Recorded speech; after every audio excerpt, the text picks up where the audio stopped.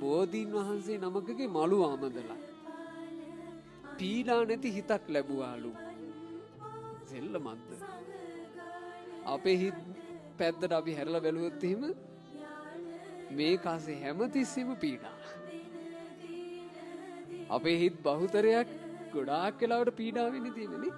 පීඩා නැති හිතක් ලැබීම කියලා කියන්නේ වාසනාවක් නෙමෙයිද? වාසනාවක්. බෝමලු ආමදලා පීඩා නැති හිතක් ලැබුවා. බෝමලු ඇමදීමෙන් පිරිසිදු සිරුරක් ලැබුවා. බෝමලු ආමදපු නිසා චිත්ත පීඩා දැවිලි ඇති උන්නේ සසරේ. බෝමලු ආමදපු පිනෙන් කුෂ්ඨ රෝග, ගෙඩි, කැසිලි රෝග, දද, හම ගැලවෙන රෝග, ඔය වගේ වෙහෙසකාරී චර්ම රෝග,